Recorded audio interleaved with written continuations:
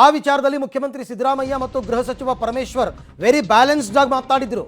ಬೇರೆಯವರೇ ನಾಲಿಗೆ ಹರಿಬಿಟ್ಟಿದ್ದು ಈ ವಿಚಾರದಲ್ಲಿ. ಒಂದು ದಿನದಲ್ಲಿ ಮುಗಿತಾ ಇದ್ದ ವಿವಾದವನ್ನ ಎಳೆದಾಡಿದ್ದೇ ಎಡವಟ್ಟಾಯ್ತಾ ಸರ್ಕಾರದ್ದು ಅಂತ. ಅಂದೇ ಅಂತರವನ್ನು ಕಾಯ್ದುಕೊಂಡಿದ್ದರೆ ಇಕ್ಕಟ್ಟಿಗೆ ಸಿಕ್ಕಾಕೋತಾ ಇರಲಿಲ್ವಾ? ಸುರ್ಜೇವಾಲಾ ಆದಿಯಾಗಿ ಕೆಲವರು ದಾರಿ ತಪ್ಪಿದ್ದು ಎಲ್ಲಿ ಮತ್ತು ಯಾಕೆ? ಕಾಂಗ್ರೆಸ್ ನಾಯಕರು ಸಮರ್ಥಿಸಿಕೊಂಡು ಎಡವಟ್ಟು ಮಾಡ್ಕೊಂಡ್ರ ಅಂದರೆ ಹೌದು, ಕಾಂಗ್ರೆಸ್ ನಾಯಕರು ಸಮರ್ಥನೆ ಮಾಡಿಕೊಂಡೇ ಎಡವಟ್ಟು ಮಾಡ್ಕೊಂಡಿದ್ದು. ನಿಷ್ಪಕ್ಷಪಾತವಾದ ತನಿಖೆ ಎಂದಿದ್ರೆ ಅವತ್ತೇ ಮುಗಿದೋಗ್ತಾ ಇತ್ತು ವಿವಾದ. ಎಲ್ಲರೂ ಕೂಡ ನೋಡಿ, ನನಗೆ ಗೊತ್ತಾಗ್ತಾ ಇಲ್ಲ, ಗೊಂದಲ ಇದೆ, FSL ರಿಪೋರ್ಟ್ ಬರಲಿ, ನಿಷ್ಪಕ್ಷಪಾತವಾದ ತನಿಖೆ ಆಗಲಿ, ಆಮೇಲೆ ನೋಡೋಣ, ತಪ್ಪಿತಸ್ಥರಿದ್ರೆ ನಾವು ಶಿಕ್ಷೆ ಕೊಡ್ತೀವಿ ಅಂದ್ಬಿಟ್ಟಿದ್ರೆ ಮುಗ್ದೋಗಿರ್ತಿತ್ತು. ಆದರೆ ಆಳಿಗೊಬ್ಬ ಮಾತನಾಡಿ ಸಮರ್ಥನೆ ಮಾಡ್ಕೋತಾರೆ ಕೆಲವು ಮಿನಿಸ್ಟ್ರು. ಅಲ್ಲಿ ಸರ್ಕಾರ ಎಡವಟ್ಟು ಮಾಡಿಕೊಂಡ್ರು. ಇಂಥ ವಿಚಾರಗಳು ಸೂಕ್ಷ್ಮ ವಿಚಾರ ಅಂತ ಗೊತ್ತಾಗುತ್ತೆ ನಿಮಗೆ. ಏನು ಹೇಳಿಕೆ ಕೊಡಬೇಕು ಅಂತ ನಿಮಗೆ ಗೊತ್ತಾಗಲ್ಲ. ನೀವು ಹೆಂಗೆ ತೀರ್ಪು ಕೊಡ್ತೀರಾ? ನೀವು ಕೋರ್ಟ, ನೀವು ಜಡ್ಜ್ಗಳ, ನೀವು ನ್ಯಾಯಾಧೀಶರ? ಇಂಥ ಸೆನ್ಸಿಟಿವ್ ವಿಚಾರ ಬಂದಾಗ ನೋಡೋಣ, ಪರಿಶೀಲಿಸೋಣ, ತನಿಖೆ ಮಾಡೋಣ, ಆ ರೀತಿಯಾದ ಹೇಳಿಕೆ ಕೊಟ್ಟಿದ್ದರೆ ಒಂದೇ ದಿನಕ್ಕೆ ಇದು ಮುಗಿದು ಹೋಗ್ತಾ ಇತ್ತು. ನೀವು ಯಾವತ್ತು ಸಮರ್ಥನೆ ಮಾಡ್ಕೊಳ್ಳೋಕ್ಕೆ ಇಳಿದ್ರಲ್ಲ, ಜೊತೆಗೆ ಮಾಧ್ಯಮದವ್ರ ಮೇಲೆ ಗೂಬೆ ಕೂರಿಸ್ತಕ್ಕಂಥ ಪ್ರಯತ್ನ. ಮಾಧ್ಯಮದವರು ಭಜನೆ ಮಾಡ್ತಾ ಇದ್ದಾರೆ ಅಂತಂದ್ರಿ, ಮಾಧ್ಯಮದವರು ನಮ್ಮನ್ನು ಗಲ್ಲಿಗೇರಿಸ್ತಾರೆ ಅಂತ ಪ್ರಿಯಾಂಕ ಖರ್ಗೆ ಹೇಳಿದ್ದು. ನೀವು ನಮ್ಮನ್ನು ಗಲ್ಲಿಗೇರಿಸಬೇಕು ಅಂತ ತೀರ್ಮಾನ ಮಾಡ್ಕೊಂಡಿದ್ರೆ ನಾವೇನು ಮಾಡೋಕ್ಕಾಗಲ್ಲ ಅಂತಂದಿದ್ದು. ಹೇಗೆ ಇದು ಸರಿನಾ? ಒಪ್ಕೊಳ್ತಕ್ಕಂಥ ಮಾತಾ ಇವೆಲ್ಲ? ಈ ಬಗ್ಗೆ ಕೂಡ ಮತ್ತಷ್ಟು ಮಾಹಿತಿ ನನ್ನ ಕೊಲೀಗ್ ಸುಕೇಶ್ ಅವರಿಂದ ಪಡ್ಕೊಳ್ಳೋಣ. ಸುಕೇಶ್, ಅವತ್ತಿನ ದಿನ ಇನ್ಸಿಡೆಂಟ್ ನಡೆದ ದಿನ ಮತ್ತು ಮರುದಿನ ಮುಖ್ಯಮಂತ್ರಿ ಸಿದ್ದರಾಮಯ್ಯ ಮತ್ತು ಗೃಹ ಸಚಿವ ಪರಮೇಶ್ವರ್ ಇಬ್ಬರು ಕೂಡ ವೆರಿ ಬ್ಯಾಲೆನ್ಸ್ಡ್ ಆಗಿ ಮಾತನಾಡಿದ್ರು. ತನಿಖೆ ಆಗುತ್ತೆ, ತಪ್ಪಿತಸ್ಥರು ಅಂತ ಗೊತ್ತಾದರೆ ಶಿಕ್ಷೆ ಆಗುತ್ತೆ ಅಂತ.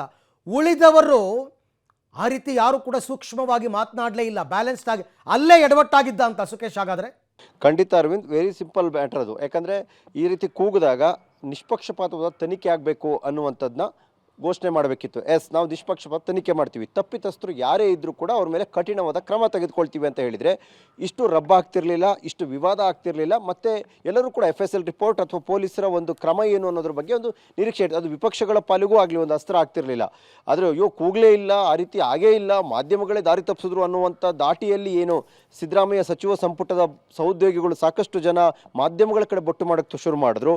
ಆಗ ವಿವಾದ ದೊಡ್ಡದಾಗ್ತಾ ಹೋಯಿತು. ಯಾಕಂದರೆ ಸಮರ್ಥನೆಗೆ ಹೇಳಿದ್ರು, ಯಾಕಂದರೆ ಒಬ್ಬ ಸಾಮಾನ್ಯ ವ್ಯಕ್ತಿ ಕೂಡ ಕೇಳಿಸ್ಕೊಂಡ್ರು, ಅದರಲ್ಲಿ ಏನು ಕೂಗಿದ್ದಾರೆ ಅನ್ನುವಂಥದ್ದು ಗೊತ್ತಾಗ್ತಾ ಇತ್ತು. ಆದರೆ ಮೊದಲಿಂದಲೂ ಕೂಡ CM ಸಿದ್ದರಾಮಯ್ಯ ಇರ್ಬೋದು, ಗೃಹ ಸಚಿವರಾಗಿರ್ತಕ್ಕಂಥ ಡಾಕ್ಟರ್ G ಪರಮೇಶ್ವರ್ ಇರ್ಬೋದು, ನಿಷ್ಪಕ್ಷಪಾತವಾದ ತನಿಖೆ ಮಾಡ್ತೀವಿ, ಖಚಿತವಾಯಿತು ಅಂದರೆ ಮುಲಾಜಿಲ್ಲದೆ ಕಠಿಣ ಕ್ರಮ ಕೈಗೊಳ್ತೀವಿ ಅನ್ನುವಂಥ ಮಾತನ್ನು ಹೇಳಿದರು. ಸಹಜವಾಗಿ ತನಿಖೆಗಿರ್ಬೋದು ಅಥವಾ ಅದು ದೃಢಪಡಲಿಕ್ಕೆ ಇರ್ಬೋದು ಒಂದಷ್ಟು ಸಮಯ ತೆಗೆದುಕೊಳ್ಬೋದು, ತಪ್ಪಲ್ಲ. ಯಾಕಂದರೆ ಸಾಕಷ್ಟು ಫೂಟೇಜ್ಗಳಿತ್ತು ಅಥವಾ ಬೇರೆ ಬೇರೆ ಕಾರಣಗಳಿತ್ತು, ಬೇರೆ ಬೇರೆ ಆ್ಯಂಗಲ್ನ ಆಯಾಮಗಳಲ್ಲಿ ಧ್ವನಿ ಮುದ್ರಿಕೆ ಮಾಡುವಂಥದ್ದು, ಹೋಲಿಕೆ ಮಾಡುವಂಥದ್ದು ಸಮಯ ತೆಗೆದುಕೊಳ್ಳೋ. ಯಾಕೆ ತರಾತುರಿಯಲ್ಲಿ ಕೂಗು ನಾಳೆ ಬೆಳಗ್ಗೆನೇ ಹೇಳಿಬಿಡಿ ಅಂತ ಯಾರೋ ಒತ್ತಡ ಹೇರಕ್ಕೆ ಹೋಗಿರಲಿಲ್ಲ.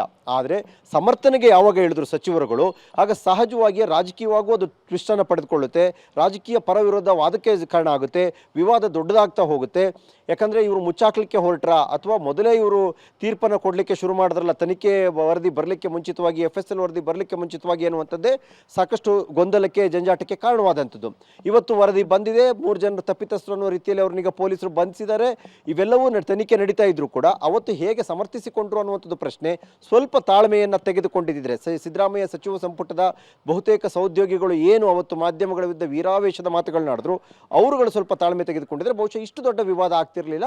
ಆದರೆ ನಿಷ್ಪಕ್ಷಪಾತವಾದ ತನಿಖೆ ಮತ್ತು ಏನು ಅಪರಾಧಿಗಳನ್ನ ಹಿಡಿಯುವಂಥ ಪ್ರಯತ್ನ ಆಗಿತ್ತು, ಅದಕ್ಕೆ ಒಂದಷ್ಟು ಸಹಜವಾದ ಬೆಂಬಲ ಸಿಗ್ತಾ ಇತ್ತು ಅಂತ ಅನ್ಸುತ್ತೆ. ಓಕೆ, ಥ್ಯಾಂಕ್ ಯು ಸುಕೇಶ್, ತಮ್ಮ ಎಲ್ಲ ಮಾಹಿತಿಗಾಗಿ. ನಾನು ಈಗಲೂ ಹೇಳ್ತೀನಿ ಕೇಳಿ, ಸರ್ಕಾರವೇ ಅಧಿಕೃತ FSL ರಿಪೋರ್ಟ್ ಬಿಡುಗಡೆ ಮಾಡಿ ಅದರಲ್ಲಿ ಅವರು ಪಾಕಿಸ್ತಾನ ಪರ ಘೋಷಣೆ ಕೂಗಿದ್ದಾರೆ ಅಂತ ನಿಜವಾದರೂ ಕೂಡ ಇವರು ಸಮರ್ಥನೆ ಮಾಡ್ಕೋತಾರೆ. ಖಂಡಿತ ಕ್ಷಮೆ ಕೇಳಲ್ಲ.